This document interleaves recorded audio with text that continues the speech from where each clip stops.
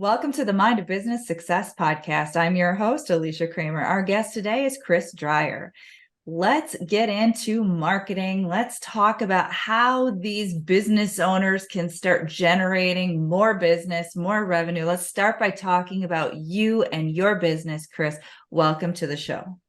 Thanks so much for having me. Excited to be here. So start by giving us a little bit of a background. Can you tell us a bit about your business and what you specialize Yeah. So how far back do you want me to go for the background?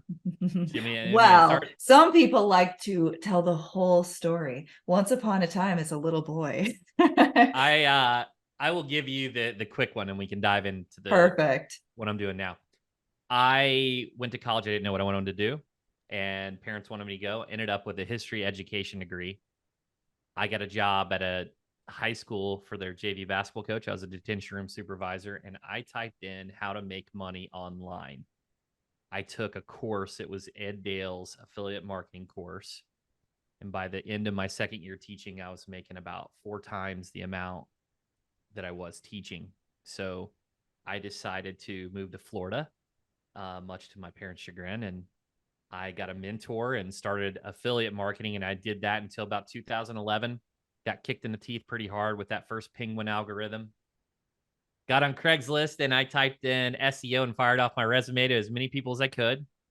Hit the filter, it was so many people. And I got 3 job offers. And a lot of people say, well, which one did you take? And I took all 3 because I had an affiliate team and I was the best employee at all 3 companies. They were all 3 digital agencies. I got the confidence. I got to see what worked, what didn't work for some of these agencies, and started my agency in 2013. And I've been at it 10 years now. And we've been an Inc. 5,000 fastest growing company for the last 6 years in a row.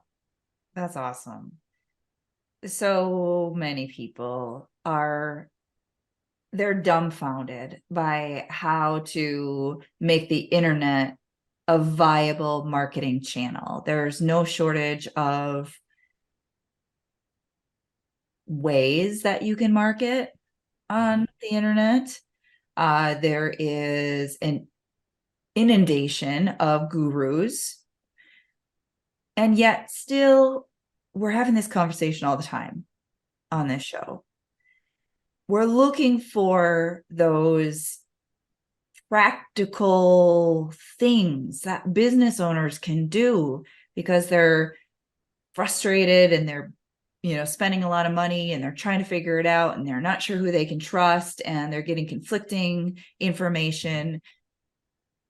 Now, I know you specialize, and you also are a bit of a generalist because you've been at this a long time. You know your stuff. Considering our listener base, we've got everyone in every different industry. We do have the online business owners. We have the brick and mortar business owners. We've got everything from professional services to coaches and life coaches and, everything in between. Mm-hmm. Where do people start? Really good question. The first thing I would say is the difference between the big differences are those that execute. Everyone has an idea. You talk to any friend, family, they all have this idea. So it begins with execution. You have to understand that you're not going to get everything right out of the gate. It's impossible. No matter how much you ideate, no matter how much you ruminate, you can mitigate some of those by talking to experts and mentors and listening to podcasts and reading books, but you got to take those punches in the face. So the first thing is, if you have a very good idea and you feel strongly about it, is execute. What can you do to move it forward and not just think about it, to make it real? That's where it starts. I would tell you, though, when you're choosing a path, it's really that Venn diagram. The 3 circles that overlay. It's purpose, passion, and profit. It really needs to hit all 3 of those, because you can have a purpose and passion around something, but if it doesn't generate a profit, it's a hobby. It's not a business. A business is there to make profit, to make money. And it's kind of taboo when we talk about things like arbitrage and and international arbitrage with pricing arbitrage with where you're hiring people or doing things with tools and automation, but we run a business to make a profit. The and likewise, you can find something that maybe has a purpose and profit, but you don't have a passion. So you're not really excited when that call comes in on a Saturday or you need to get out of bed and just get something done and you just put it off or procrastinate. So it needs to hit all three of the Venn diagram. And that's the difference. I would say that most people, if they stick with it, if they're competitive and they do what it takes, they get that grit, you can make something happen. And it's not easy, but it'd be very rewarding. So that's my big motivational speech there. I love it. Now, I thought you were going to come in with some tactical stuff in response to that question, but you just made such an important point. As somebody who has worked on the mindset side of business for well over a decade, I have seen both with clients as well as colleagues that when there is one of those pieces that you mentioned that's missing, it just doesn't work. Or it's working, but it doesn't feel good. And there are probably people listening who are in businesses that maybe they're not passionate about. And it's really flipping hard to take those punches when you're not inspired, you're not passionate, you're not in love with what you're doing. You don't love your clients, you don't love your customers. There's, it's just a glorified job now.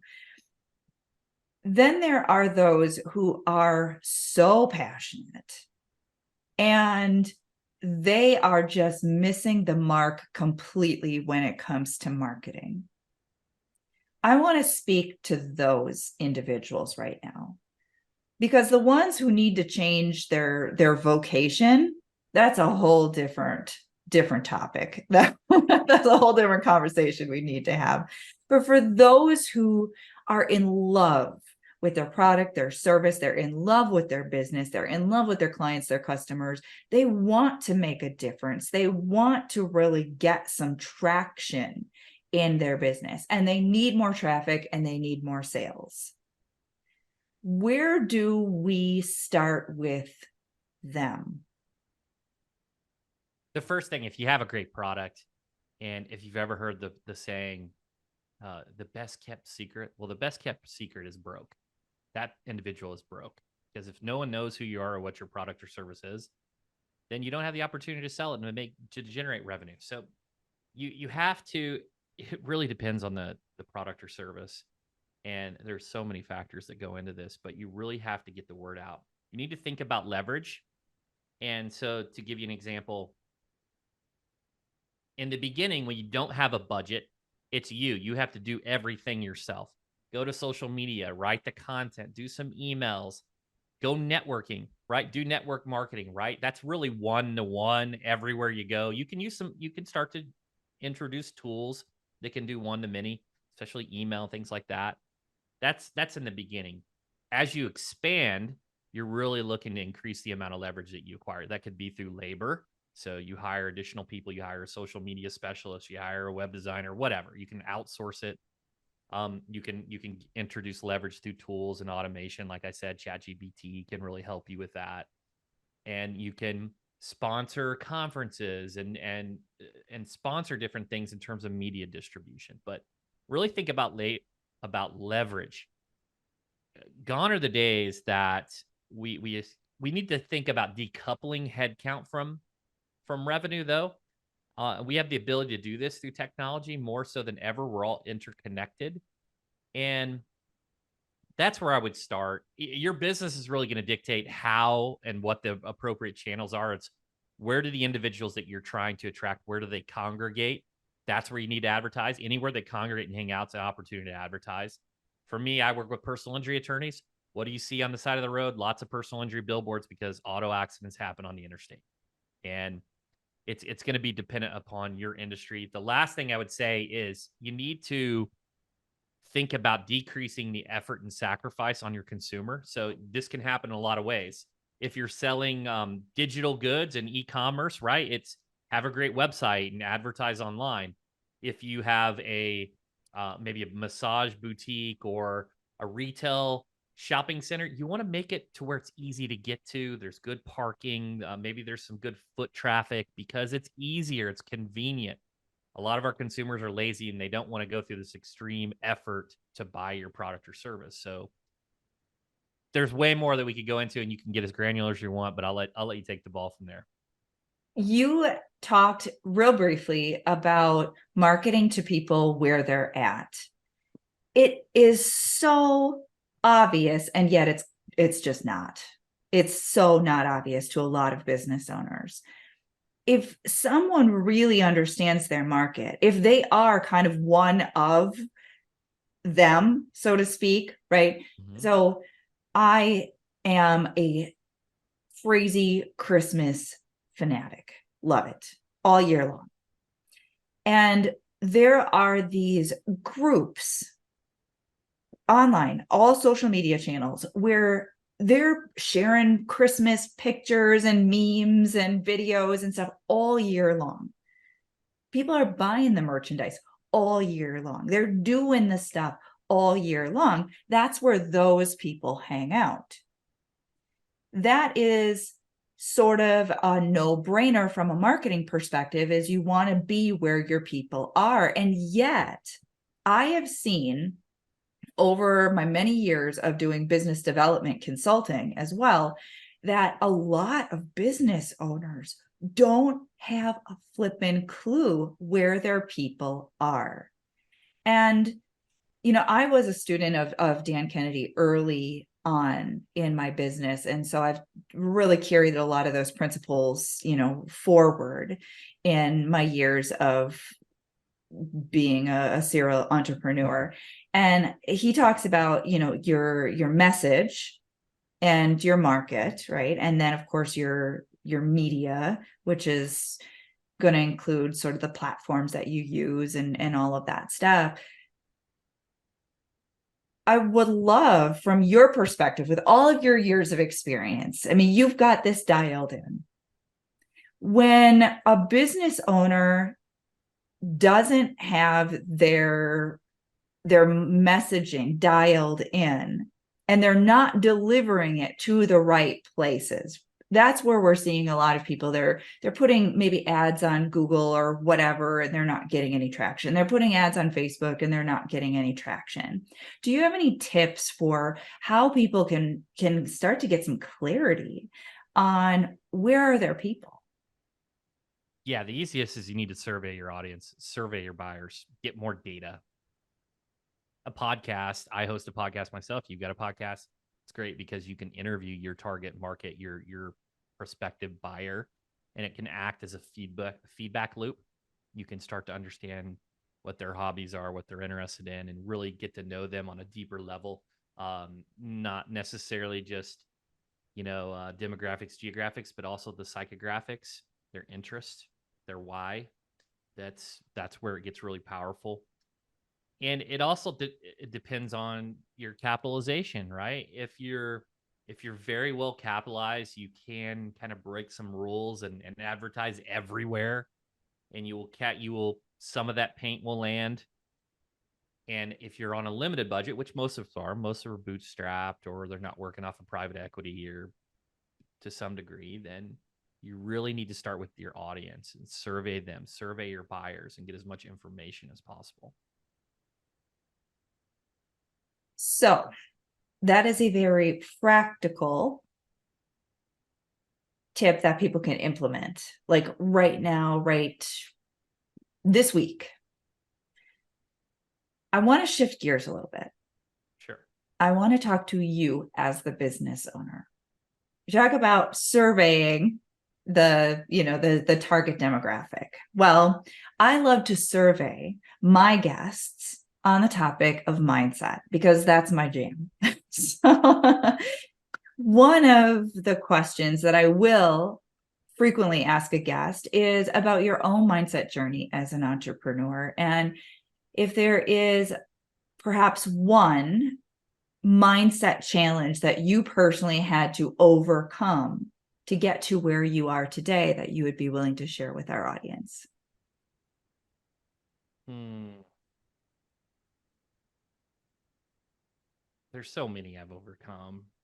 The biggest that I would say, I'm gonna shift it because I don't know how to answer that directly. I would say the more competent you are, the more confident you are, and the more you can see as an opportunity, the higher that ceiling raises. So I always, the biggest piece of advice like yourself is to find someone that's been there further, or has been to where you're wanting to go. And that's the biggest thing is to improve your confidence. You need to have more competence in your area expertise.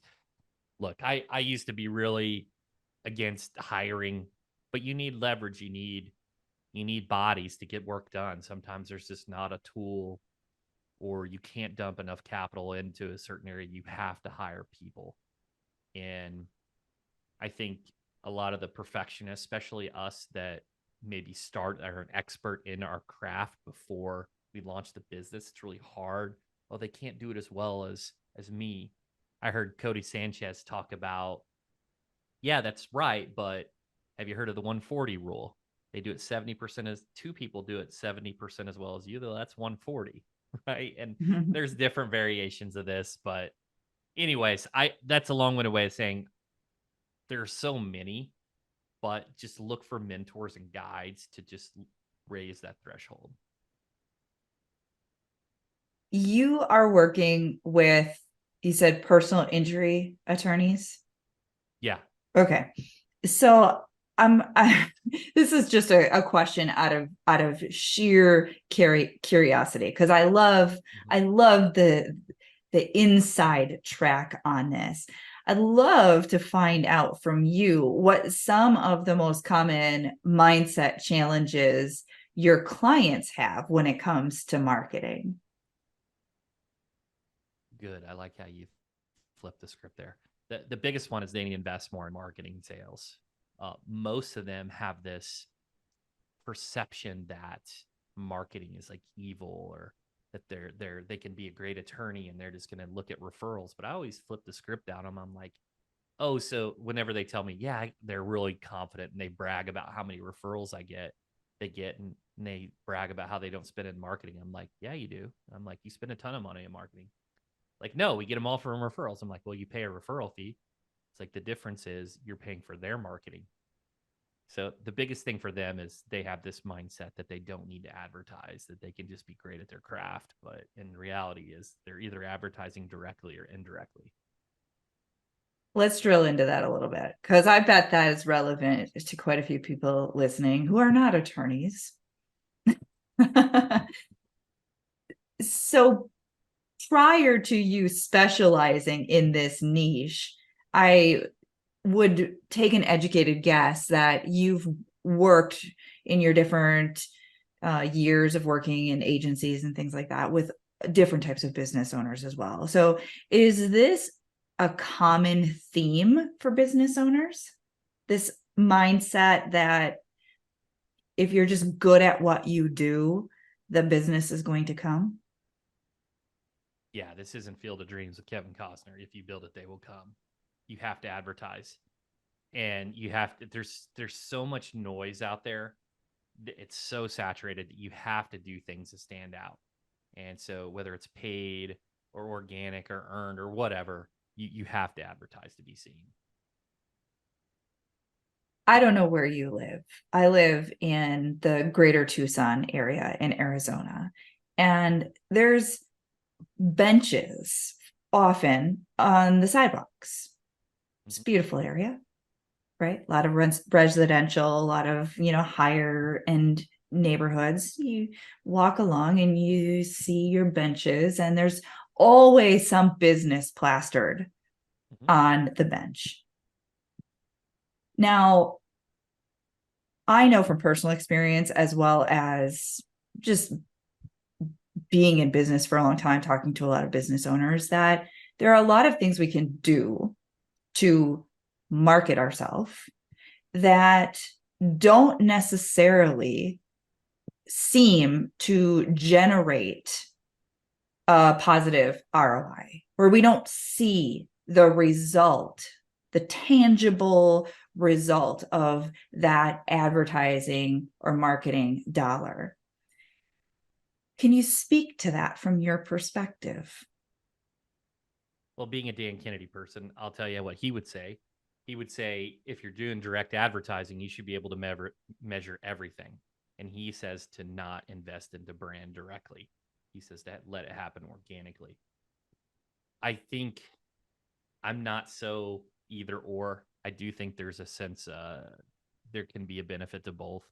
I do also think that even branding can elevate social proof and can lend itself to credibility. So, for example, if I am published in Forbes, how many attorneys that read that, or how many is it going to be perfect? And am I actually going to convert a consumer from Forbes? Probably not. But when I put on my website as seen in Forbes, it lends itself to some credibility.